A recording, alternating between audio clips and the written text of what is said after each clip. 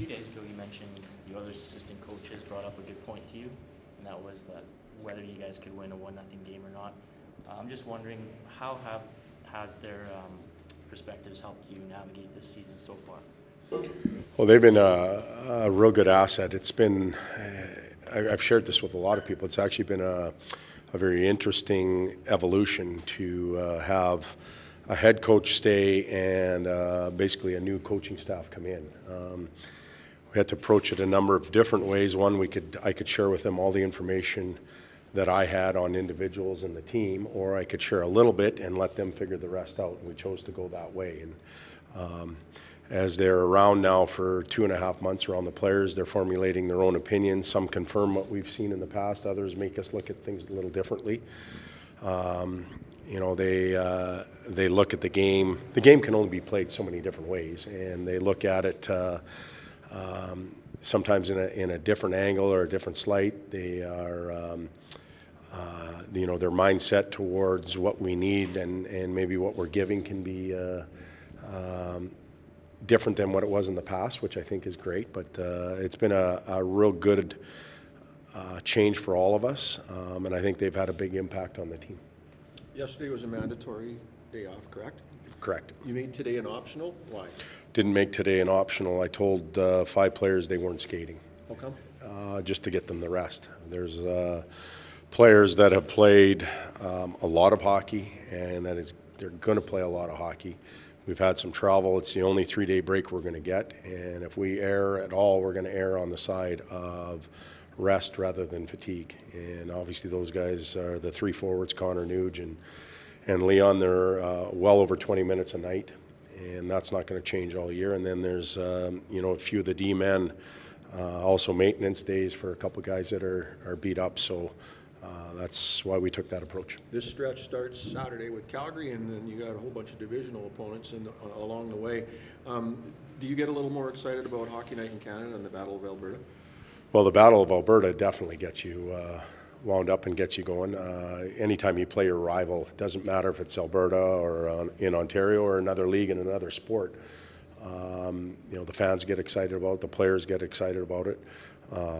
Both teams are improving and pushing for a playoff spot. I know it's very early in the year, but these games become vitally important as they add up throughout the season, and our group will be excited about going there. Have you made a decision about who starts in goal on Saturday? Not yet, no. How's Toby Rieder doing? How's Toby? Toby's going to be out for probably a month. He has an upper body injury and won't be available to us. So it's a blow that hurts us in a number of different areas. He became a very trustworthy player for us, a very solid defensive player, the one that you could put out in any situation.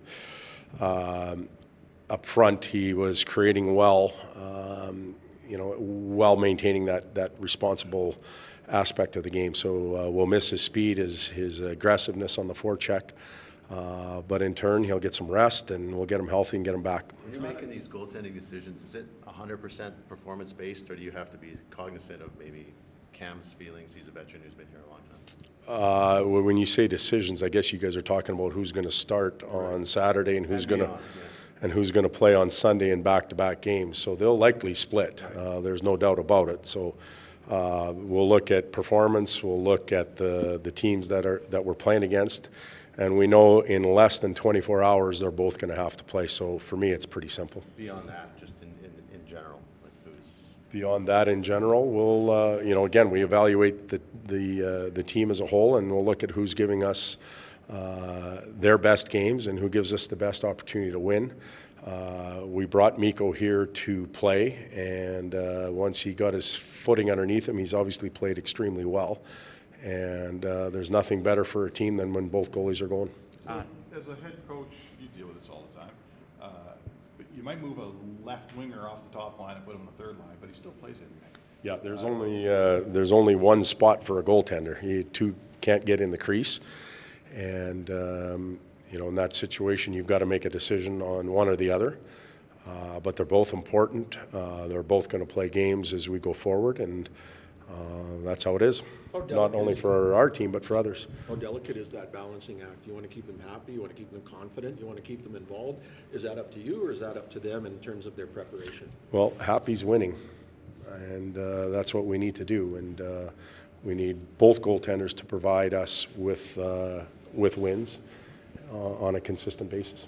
Todd. Some people would assume, Todd, that because only one guy can play the crease, as you said, that maybe you have to take a different approach in handling goalies. Is that, would you? Well, it depends. You know, that's a loaded question, because there's, when you handle them, are you handling them when they play well, when they're not playing well, when you're on a run, when you're not on a run, tired, not tired. There's a number of different scenarios in handling a goaltender tandem. You know, the questions that you guys are asking me are pretty general, so it's hard for me to narrow down exactly what you're getting at. I But guess, do you have to handle them a little bit differently than you would, say, other players on the roster? well, it goes back to the one position, you know, 60 minutes a night. They don't come to the bench and the other guy runs out and changes and you get to regroup or anything like that. If they get to the bench, they've been pulled, and it's usually not a good thing. You know, and a lot of times, though, when they are pulled, it's to get the team going and jolt them. But they're a different breed within the team, and yeah, they have to be managed somewhat different. Todd, over the last couple of weeks, more specifically the road trip, team may have been a little snake bitten. Most specifically, first thing that comes to mind is Ty Ratty had a couple of chances, could have changed the fortune of the road trip, really. But in that last game, when that goal by Benning goes in, was there like a sense of exhale by the team? Like, okay, we finally got our break. We can focus on our game now. I think there's some fairness to that statement, but quite frankly, we weren't necessarily overly concerned with the offense.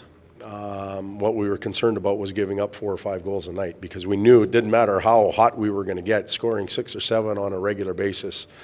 It doesn't happen in this league. You may get the odd Montreal game where you're able to score 6, but we're probably going back to that 3 number this weekend. And for us, the ability to defend and to to keep the puck out of our net was perhaps more important than the offense the other night. Moving Connor and Leon together on the first night, people kind of look at it as maybe it's this temporary measure to get things going, but other teams just do it and leave it that way, Boston and Colorado. Is this something that might be permanent in Edmonton, or long-term, that nothing's permanent? Yeah, there's nothing that's permanent.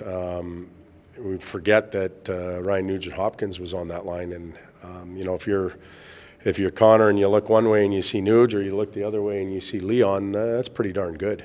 So we can move 2 of them around. In fact, there's teams that put 3 of them on one line and take their chances that way. So there's a number of different things that we can do. The move itself the other day paid off. Moving forward, we'll make decisions based on trying to win games.